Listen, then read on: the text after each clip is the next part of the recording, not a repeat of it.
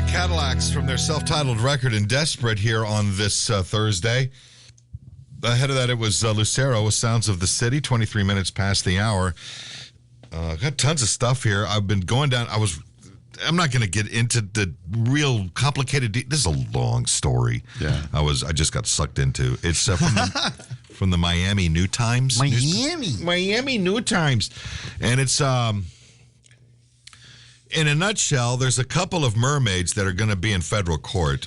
Oh. And yeah, the privacy issues, and one of the mermaids is married to a sheriff's deputy, and he's been, climbing walls of one of the other girls, and it's a underwater burlesque shows, and people being taken advantage of, and it was what? Yeah, it's. You've lost me. I got lost reading the first part of this. To be honest with you, I didn't even read that. I don't even have it open. I just went through this and went, what the hell? I mean, mermaids and all are fun, but Christ almighty, there's a lot of drama there.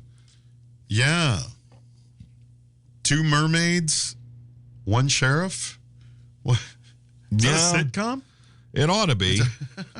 One of these girls is being vilified on TikTok.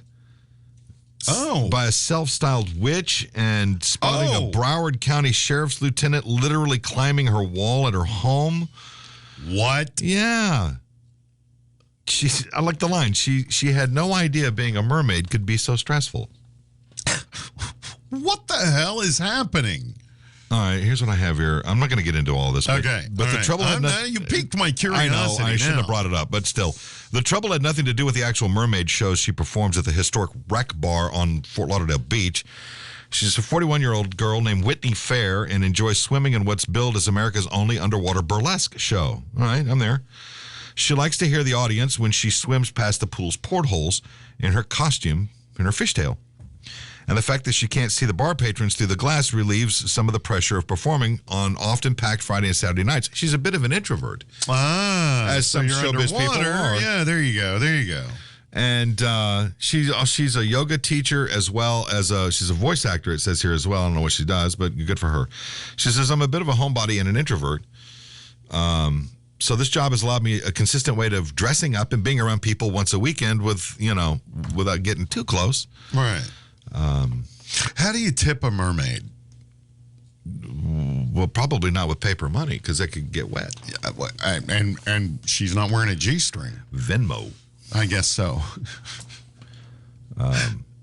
To be politically correct, they're not mermaids. They're aquatic cats. Oh.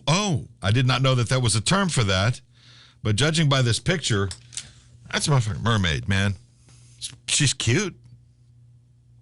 Yeah, she is cute. That's she's doing a mermaid act. That's a mermaid. It's one of them deals. You go to the bar, it's shaped like a ship, and then down below is a pool, and there's windows, and they play music, and these girls swim by, and they, It is clever. It does look kind of cool. Down below them they have those little hoses with the air, so they can take a breath, and then like go. Aquarina Springs. Yes, it's exactly what that is. I remember seeing a girl drink a Coca-Cola. Yeah, it sounds and the swimming pig and all that other stuff. But at any rate, there's all this fight going on here, but there was jealousy and money, and people gotten involved in.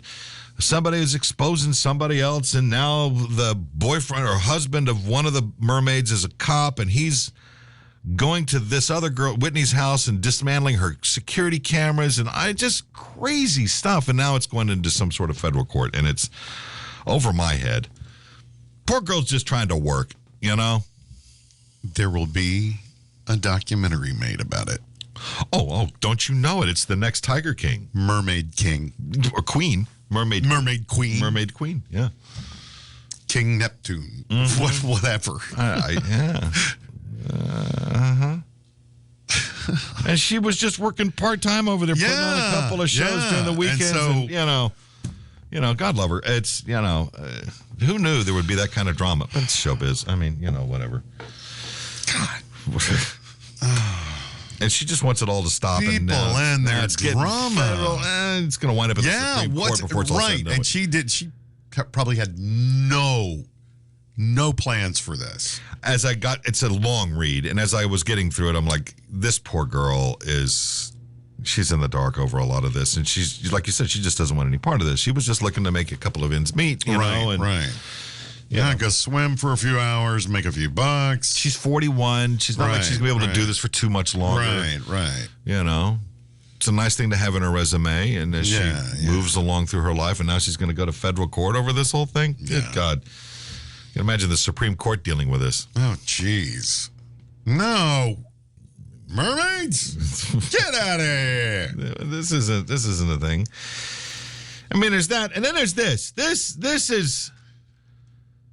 This is probably not true. But then again, it comes to us from Asia. Okay. But it's set in Brazil, in Sao Paulo specifically. All right. A Brazilian boy was born. He came into this world. That happens. And he's an extra special fella. He was born with 2 penises. Really? Due to a rare birth defect, and that is called diphallia. Well, he'll be popular. That makes with sense. Ladies. Yeah, I was going to say he's going to be really popular by the time he gets to high school. Only 1 in every 5 to 6 million baby boys are born with an extra penis. Lucky. Doctors at the Federal University of Sao Paulo were originally planning on fixing him up by removing one of the two-year-olds, his right penis. However, surgeons decided to lop off the left one after the mother revealed he can only pee from his right side. Well, I don't know why they couldn't just fix the plumbing. Yeah, and that's when doctors the examination showed his left penis, the bigger of the two, couldn't function correctly as the boy's urethra. Went to R-E-S-P-C-T. Was too narrow for urine to pass through. Well, they could have fixed that and helped this kid out. Yeah. They took his dong and left him his ding. Ding, right. Poor fella. The doctors wrote the cystoscopy through the right penile and identified the urethral confluence in the bulbar area. We performed a meatotomy. No, they did not. No. Meatotomy. Well, it's called the meatus. And so maybe it's a meatomy? It says meat. Meat. That's what it is. Right, it's meat.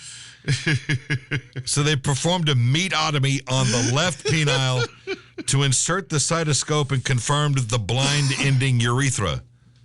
Ah, okay. We decided to remove this penile. The penile was, oh dear God, was degloved entirely and clamped and took out the corpora at the base. Do not go to Google and look up degloving. Do not go into your image search when no one is looking and search deglove. Deglove. Not a good idea. This is how they removed it. They degloved it. Okay. Clamped down. No. And just chopped it off the corpora at the base. It says here the surgery was completed without a hitch, with surgeons able to completely detach. I disagree. The bigger penis. He lost a penis. That's quite a hitch. He had to. Lost one. Took the bigger one. Doc, please. Yeah, but maybe it's sort of like a plant.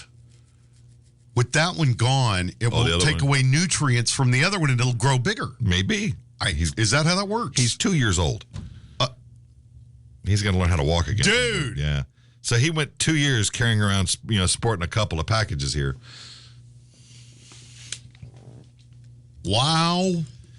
Detailing the case in the Journal of Pediatric Urology, surgeons did not explain why the boy's issue was only fixed when he was 2. The authors didn't say how much bigger his left one was. I'm thinking that they waited until he was 2 for a lot of his systems to develop. Right. That typically happens with young children going to any type of surgery. Now, how diphallia works is unclear, with no known single risk factor, but it's thought to happen by chance when genitalia develop in the womb. Patients can either have complete diphallia when both penises are well developed, such as the Brazilian boy's case, or partial diphallia, when one penis is smaller or deformed, like a little nub. Is that a wart? Given that he now only has one corpora cavernosa, okay, I guess that's the government term for penis, it remains unclear whether he'll ever be able to achieve an erection. They don't even know that because he's 2. Right. He doesn't even know where his butt is. He doesn't, exactly. This follows a similar case reported in Urology Case Reports earlier this year when doctors in Uzbekistan came across a 7-year-old with 2 functioning penises. A 7-year-old with 2 functioning penises. Both members had urethras and erectile tissue, but it was unclear whether both could actually become erect. Like I said, he'd be popular with the ladies. With the ladies, right. One for each of you. Oh, man. That's just so bizarre. It is, but Wow. I should put him in the mermaid show. Hey. Yeah. The merman. He's actually plural. Right. He is plural. He's not a man, he's a men. Men. Yeah. Men. Ladies? I cast 2 shadows. Oh, my God. I make 4 tracks in the snow. Oh, man. So if you look up diphallia.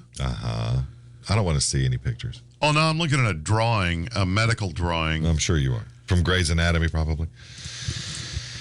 And it is in French, even. Well, even better. And it just is a drawing about how it all connects and does is it not. Forked? Well, one growing off the side of the other? Yeah, look.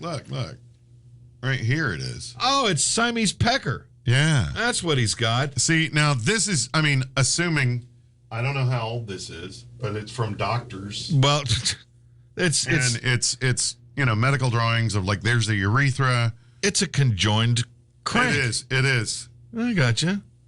Still. And then that one has, see, that one's like a sex toy. That is. It's got or a dog toy. Or a dog toy. You just can't throw that one across the room. No. That looks like it has 3 testicles. Well, if you've got an extra, Well, maybe so. You got an extra twig, you got to have an extra berry. I guess so. Is that how that works? I don't know. I'm not involved in the design process here.